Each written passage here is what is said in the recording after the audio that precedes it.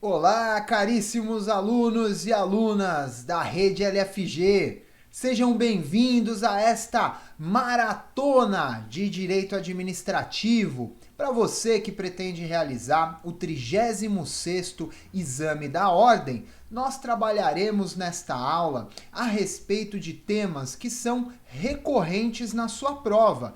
Então aqui nós vamos trabalhar um tema de grande interesse e mais ao final você vai verificar também as questões, ou seja, como é exigido esse conteúdo na sua prova. Então é um prazer estarmos juntos em mais esta oportunidade. Eu sou o professor Vinícius Brits e vamos conversar então sobre direito administrativo.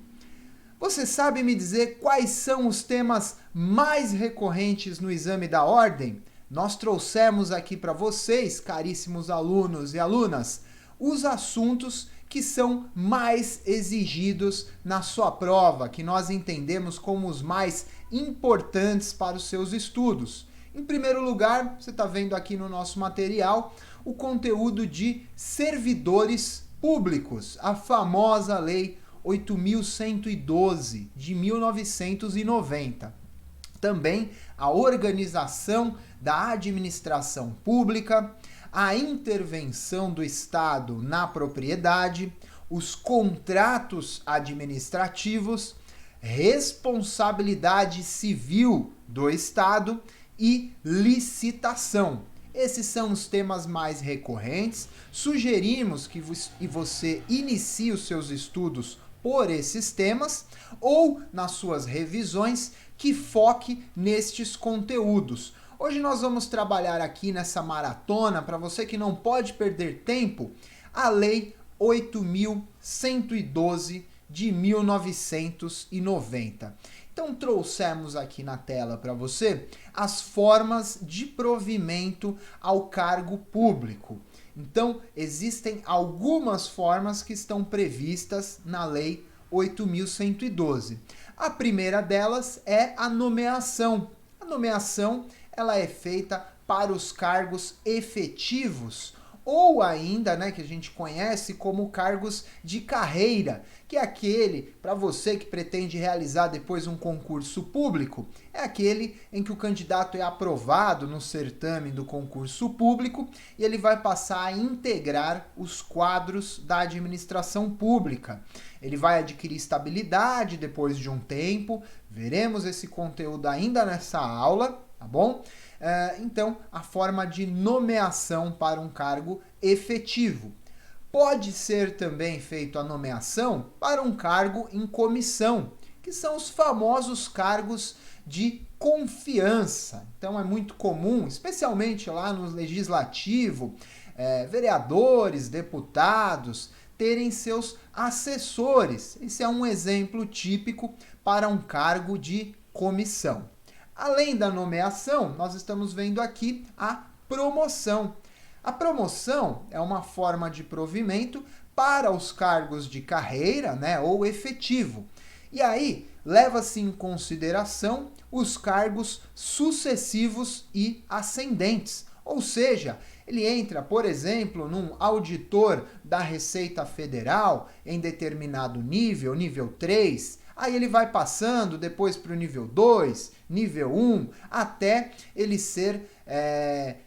ter cargos sucessivos e ascendentes, ou seja, um na sequência do outro e sempre ele está crescendo na profissão dele, tá?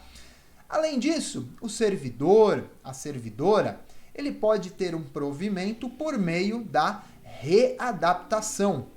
A readaptação acontece nos casos em que o servidor teve um retorno de um afastamento de saúde. Então vamos imaginar aqui que ele sofreu um acidente e aí ele foi afastado temporariamente. Quando ele é afastado temporariamente e ele precisa retornar depois, ele pode ser readaptado. Ou seja, qual é a condição de saúde dele? Ele pode exercer as mesmas atividades que ele exercia anteriormente ou não. Então, pode ser feito uma readaptação, tá? Existe também a reversão. A reversão, pessoal, é o retorno do servidor aposentado. Mas, professor, se o servidor se aposentou, ele pode retornar? Nós vamos verificar aqui nessa aula também. Há hipóteses específicas, tá? Lembrem-se sempre, nós estamos trabalhando aqui da lei que rege o Estatuto dos Servidores Públicos. Esta lei é uma lei federal, tá? Ela pode ser exigida, ainda que de uma forma, de um detalhe ou outro diferente, mas a base sempre principal é nas searas estaduais e municipais. Ela se aplica, portanto, a Lei 8.112 ao servidor de nível federal, porém, os estados e os municípios utilizam esta lei como base para aplicabilidade nas suas searas de competência, seja estadual ou ainda municipal, tá? Bem, estamos vendo aqui ponto a ponto, né? Nomeação, promoção, readaptação, reversão e ainda existe a reintegração e a recondução, tá? A reintegração, ela vai ocorrer numa hipótese em que o servidor ou a servidora tenha a demissão, mas essa demissão ela acaba sendo invalidada. Então vamos imaginar uma situação em que o servidor público passa por um processo administrativo e lhe é aplicada uma pena de demissão. Caso posteriormente a aplicabilidade disso ele recorra, seja na via administrativa ou ainda judicial, e tenha que retornar ao serviço público, vai ser-lhe aplicado, portanto, a reintegração, inclusive com ressarcimento eventual de valores que não lhe foram pagos durante o período. Vamos verificar com calma. E, por fim, a figura aqui da recondução. A recondução, ela é o retorno decorrente de uma inabilitação em estágio probatório relativo a outro cargo. Inclusive, a recondução nós trabalhamos em específico em outra aula e eu vou dar um rápido exemplo aqui. Já foi até exigido isso na prova da OAB. Vamos imaginar que uma candidata, ela era uma servidora de nível médio. E aí, ela já tinha adquirido a estabilidade. Posteriormente, ela prestou uma prova, um vestibular, passou no nível superior e conseguiu concluir a graduação dela em nível superior. Ela presta um concurso para administração pública para cargo de nível superior e passa. Sendo aprovada, vamos imaginar a situação. Ela tem um cargo de ensino médio e foi aprovado no nível superior. Aqui, ela já tem a estabilidade no ensino médio, mas no ensino superior, ela vai passar pela avaliação do estágio probatório. Na hipótese em que ela não seja aprovada naquele cargo de nível superior, ela pode pedir a recondução para o cargo de ensino médio. Vamos ficar atentos, porque isso já caiu na prova da OAB exatamente dessa forma que eu estou trazendo. E se isso for aplicado, você, caríssimo aluno e caríssima aluna, precisa responder que ela foi alvo da recondução. Mas vamos dar uma olhada específico na lei em todos os seus incisos que estão previstos aí, essas formas de provimento ao cargo público: nomeação, promoção, readaptação, reversão, aproveitamento, reintegração e recondução. Tudo isso previsto na lei. Vamos falar aqui um pouco melhor a respeito da reversão. A reversão é o retorno à atividade do servidor aposentado. Primeiro inciso, aposentado por invalidez, quando a junta médica oficial declarar insubsistentes os motivos da aposentadoria. Então, a junta médica oficial, não é qualquer médico, tá? Avaliou e declarou como insubsistentes. O servidor eventualmente pediu a aposentadoria e até conseguiu, mas a junta médica avaliou e falou: não, ele tem condições de trabalhar, não é caso de aposentadoria. Então vai ser-lhe aplicado a reversão. No primeiro inciso, nós estamos falando aí da invalidez, mas existe também a possibilidade de aposentadoria do servidor no interesse da administração, desde que, e aí a linha A, tenha solicitado a reversão. Segundo, que a aposentadoria tenha sido voluntária. Terceiro, estável quando na atividade. A linha D, a aposentadoria tenha ocorrido nos 5 anos anteriores à solicitação. E, por fim, ali na linha E, quando houver um cargo vago. Então veja que nessas hipóteses há a possibilidade da reversão.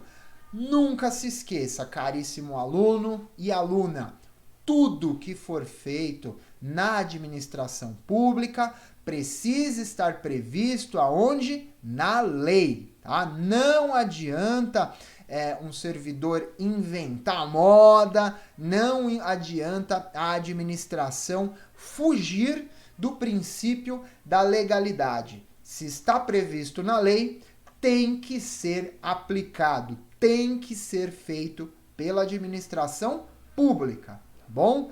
Vamos ficar atentos então quanto a isso. A reversão, portanto, é uma forma aí de provimento à administração pública, a um cargo da administração pública. Vamos trazer aqui agora um conceito acerca da estabilidade. E a pergunta que eu faço para você: a estabilidade, para você conseguir passar aí, ter a estabilidade num cargo, ela decorre do quê? Vamos imaginar que é muito comum. Primeiro, concurso público, certo? Então, fez o concurso público, foi aprovado, ele entra, forma de nomeação, lembra? Forma de provimento ao cargo público, e aí ele vai trabalhar. Passaram aí 3 anos, a gente fala que existe um estágio probatório. Durante 3 anos, esse servidor ainda não adquire a estabilidade. Ele só vai adquirir a estabilidade após esses 3 anos. Então, concurso público e 3 anos de efetivo exercício. Ok, é só isso? Vamos tomar cuidado, hein? A grande maioria erra nesse ponto. A maioria vai dizer que sim. Concurso público, mais 3 anos, adquiriu estabilidade. Mas não é só isso, pessoal. Tem um detalhe importantíssimo. Vamos dar uma olhada na lei? Olha lá. Constituição Federal, artigo 41. No seu parágrafo 4º, diz o seguinte: como condição para a aquisição da estabilidade, é obrigatória a avaliação especial de desempenho por comissão instituída para essa finalidade.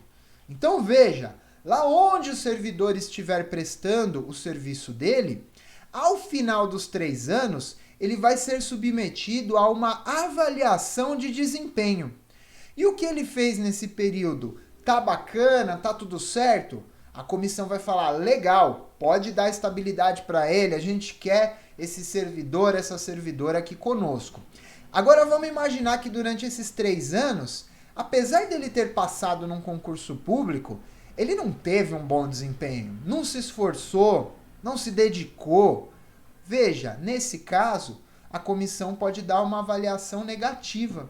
E se assim o fizer, ele não adquirirá a estabilidade. Então, vamos tomar muito cuidado, seja para a realização da sua prova, seja para a realização de um concurso público, ou ainda para você, quando estiver advogando, que já você vai passar no exame da ordem, quando você estiver advogando e o seu cliente te procurar, você tem que ter isso em mente. A estabilidade, como estamos vendo aqui, ó, ela tem as exigências do concurso, então aprovado na prova dele de concurso público, mais 3 anos de exercício.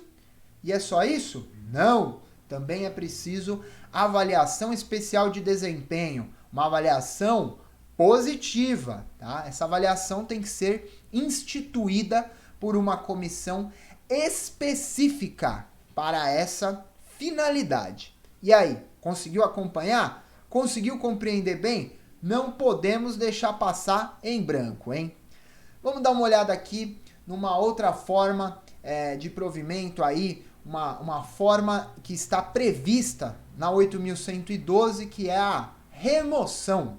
O que é isso, professor? O servidor que passou num concurso público, ele pode ficar a vida inteira naquele mesmo local? Pode ser que sim, pode ser que não. Vai depender aí do que acontece no transcorrer do tempo. O artigo 36 diz para nós o seguinte: a remoção é o deslocamento do servidor, a pedido ou de ofício, no âmbito do mesmo quadro, com ou sem a mudança da sede. Parágrafo único. Para fins do disposto nesse artigo, entende-se por modalidades de remoção, inciso 1º, de ofício, no interesse da administração. Então, se a administração pública achar que é necessário fazer a remoção desse servidor, ela pode fazer, tá bom? Desde que justificado, procedimento administrativo, tudo bonitinho. Inciso 2, a pedido, a critério da administração. Então, quem pede nesse caso é o servidor, porém, o critério vai depender da administração. Ela pode ou não pode conceder. Então, aqui cabe o juízo de admissibilidade, a questão de ser interessante para a administração pública ou não, tá bom?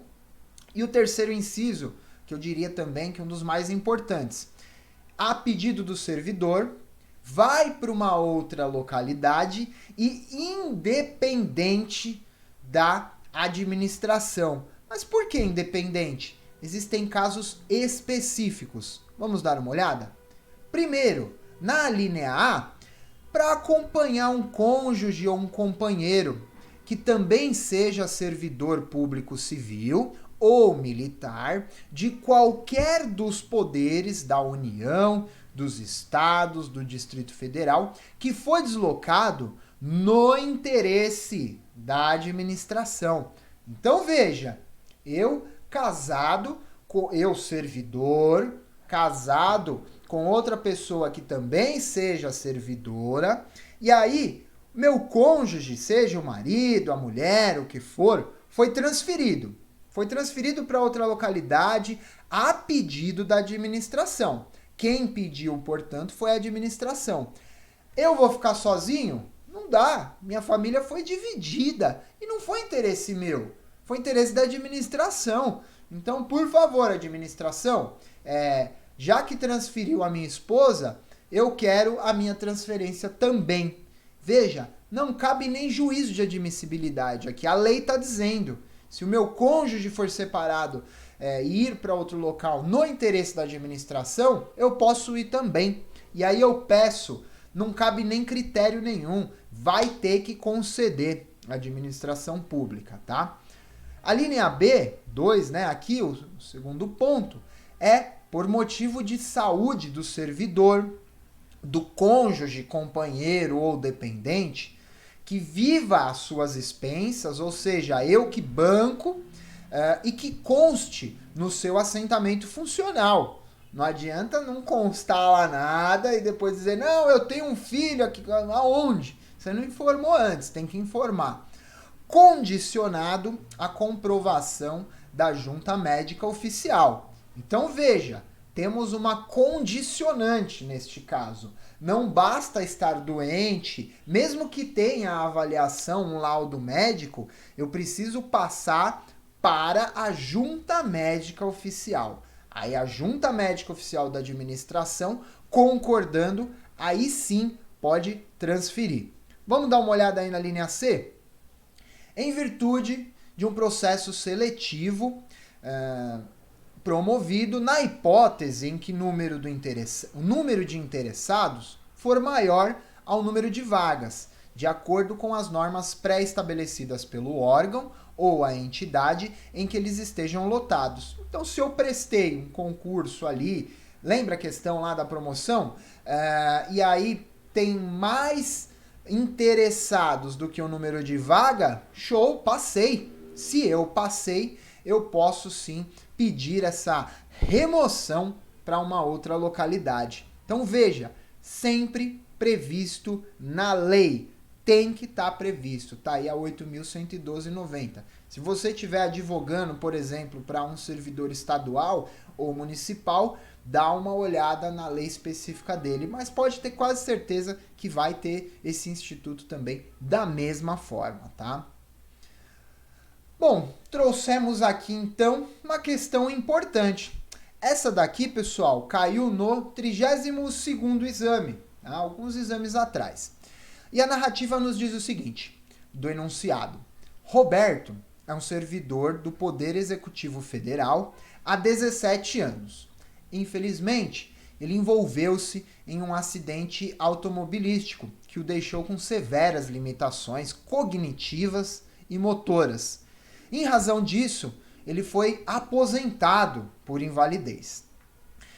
2 anos depois da sua aposentadoria e diante de um intenso trabalho de reabilitação, Roberto recuperou seus movimentos e também a sua consciência. Ainda bem, Roberto. Ficou melhor, investiu tudo que podia e agora ele está bem, tanto fisicamente quanto a questão da nossa consciência, tá?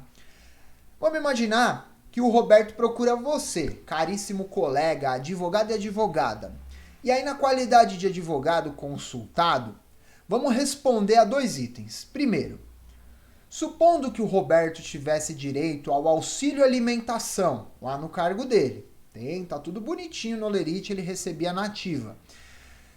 Ao ingressar na inatividade, ele também mantém esse direito? Vamos pensar e responder. Vamos imaginar que você não leu a Lei 8.112. Acho muito difícil, tenho certeza que você já leu. Se não leu, pare o vídeo agora. Vamos dar uma lida pelo menos nos artigos que a gente mencionou aqui. Ele tem direito ao auxílio alimentação? Ele está na inativa, ele não está indo trabalhar todo dia. Será que tem ou não? Uma questão lógica, você, o que você responderia? Sem olhar a lei. Será que sim? Será que não? É razoável? Não é razoável? Alguém teve culpa que ele foi afastado? Não, não teve culpa. Alguém mandou ele ser afastado? Não, ele também não queria. Mas, de fato, ele ficou na residência dele. Ele não esteve lá, por exemplo, fazendo o horário de almoço dele. Tem direito ou não? Vamos dar uma olhada agora na resposta. E no artigo, aí inciso, desculpem, no ponto B, segundo questionamento. Ao recuperar os movimentos e a capacidade cognitiva, é cabível, segundo a legislação federal, Lei 8.112 de 90, o retorno de Roberto à atividade antes desempenhada? Lembra que a gente acabou de ver as formas de provimento aí da administração? A resposta tá lá, hein, pessoal? Bem, sem mais delongas, se você quiser responder em casa, dá uma pausa aí no seu vídeo, que a gente pode verificar juntos aqui, tá bom? Mas, para a nossa aula não ficar muito extensa, vamos seguir adiante com a resolução. Vamos lá? A resolução da alternativa A. Não tem direito ao auxílio alimentação, uma vez que ele é exclusivo dos servidores ativos, de forma que ele, ao passar para a inatividade, ele perde tal direito, em conformidade com a súmula 5.5 do STF, que diz o seguinte: o direito ao auxílio alimentação não se estende aos servidores inativos. Então, seja aposentado por invalidez ou pela idade, ele não vai ter direito ao auxílio alimentação. Veja, conversamos há pouco, né? É uma questão aí até lógica. Se ele não estava fazendo horário de almoço, ele não estava em todo dia, pela lógica eu posso pressupor que realmente ele não tenha direito, tá? E a alternativa B, ele pode voltar ou não? Vamos dar uma olhada? A alternativa B, ele pode voltar sim, pessoal. É o Instituto da Reversão. Acabamos de ver aí, ó, no artigo 25, inciso 1º da Lei 8.112 de 90. Ele faz jus, portanto, ao retorno na atividade antes desempenhada. Lembra que ele retomou tanto a questão física quanto a questão da consciência? Então ele tem direito à reversão. Que bom, Roberto, que ele conseguiu se recuperar. Agora ele pode sim voltar ao trabalho. Bom, vamos fixar esse conteúdo? Para a gente fixar esse conteúdo, a gente precisa responder mais questão, não é verdade? Você aí que vai fazer a OAB, depois de repente até concurso público, vamos evoluir aqui. Vamos dar uma olhada em mais uma questão? Essa daí, pessoal, é do 34º exame, tá? Trouxemos um exemplo bem ilustrativo aqui, que já foi exigido na sua prova, e é recorrente, hein? A Lei 8.112 de 90 é recorrente. Se você não sabe por onde iniciar seus estudos, comece por ela, tá bom? Vamos lá dar uma lida no enunciado dessa questão. João e Maria são servidores públicos federais estáveis. 3 anos, concurso, 3 anos, comissão especial para avaliar o desempenho, tudo ok. Adquiriram estabilidade. Ok. Eles são ocupantes de cargo efetivo e estão lotados no mesmo órgão, sediado no município do interior do estado Alfa. Ambos os servidores requereram à administração pública federal suas remoções, a pedido. Lembra dos incisos que a gente trabalhou lá? Foi a pedido. Para outra localidade, independente do interesse da administração. Independente do interesse da administração, só se estiver previsto lá nos incisos, que é obrigado, tá bom? Então vamos lembrar disso. Quais foram os fundamentos que eles pediram a remoção? Vamos lá. Primeiro, João, ele pretende se remover no mesmo quadro com a mudança da sede para a capital. Ele está hoje no interior, quer ir para a capital. Ok. Ele quer acompanhar a cônjuge dele, a Joana, que é uma servidora pública civil do estado Alfa, que acabou de ser removida a pedido para órgão sediado na capital do citado estado. Veja, é a pedido. A Joana não foi removida no interesse da administração. Ela que pediu. Pode o cônjuge dela também ir ou não? É o primeiro ponto. Vamos dar uma olhada aqui no segundo ponto. Maria pretende se remover no âmbito do mesmo quadro também lá para a sede da capital, por motivo de saúde. Ela acabou de ser diagnosticada com câncer e o tratamento de quimioterapia, que foi indicado pelos seus médicos assistentes, somente está disponível na unidade de saúde situada lá no estado. Veja, João quer ir para a capital porque a esposa dele foi transferida a pedido. Maria quer ir para a capital porque ela está com problema de saúde, precisa ser transferida. Pode ou não pode? Vamos dar uma olhada aqui nas questões?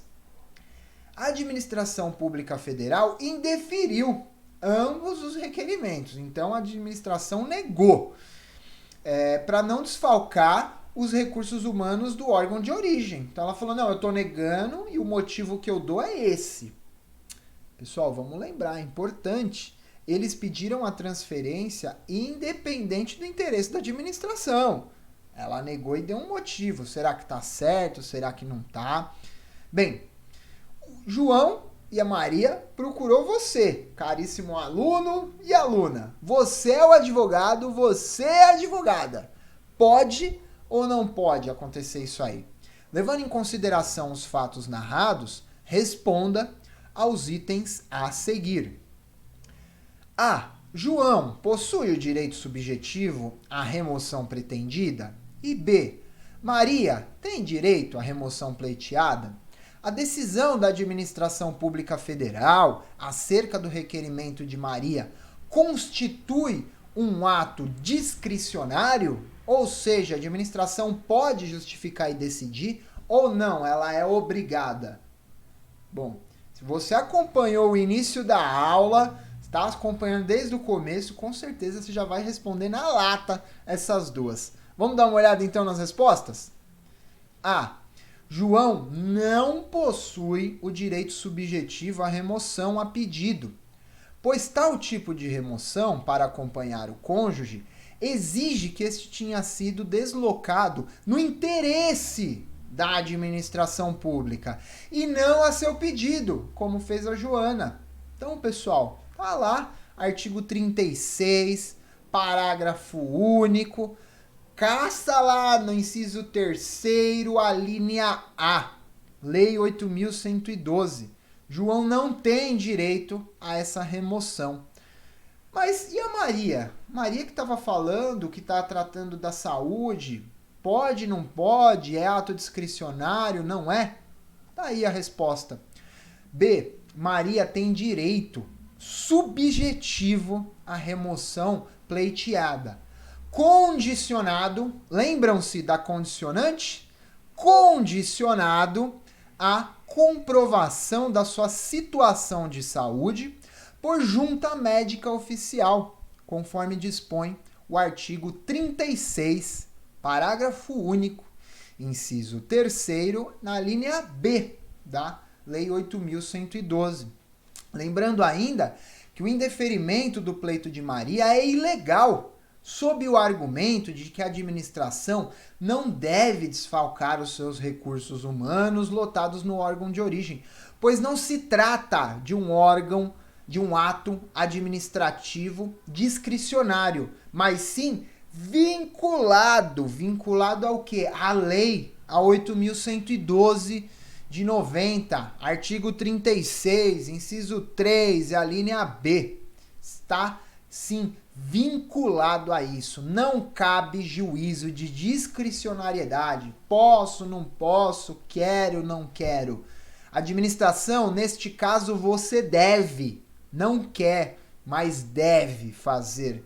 Desde que a Maria comprove essa situação de saúde dele com a junta médica oficial do órgão dela, tá bom? Foram preenchidos os requisitos legais? A administração pública federal não pode decidir sobre critérios de oportunidade e conveniência. Não importa se é oportuno ou se é conveniente. Ela deve deferir esse pedido. E aí, entendeu bem? Pegou esses dois exemplos, pessoal? Aqui no caso de João e Maria caiu recente, ó. 34º. Pode ser que caia novamente agora no 36º. Eu chutaria que a 8.112 é recorrente, então pode ter certeza aí que pelo menos uma questãozinha vai aparecer, isso se não for até a peça, hein? Fica atenta. Bom, você, caríssimo aluno e aluna que está nos acompanhando, essa é uma aula da maratona, a gente procura trabalhar alguns temas mais recorrentes, e esses temas que nós trouxemos para vocês hoje são recorrentes aos servidores públicos, Lei 8.112 de 90. Se você tiver alguma dúvida, entre em contato com a nossa equipe. Eu sou o professor Vinícius Brits e foi um prazer nos vermos aqui na aula de hoje. Muito sucesso na realização da sua prova e nos vemos nas próximas aulas. Um forte abraço, até a próxima, tchau, tchau!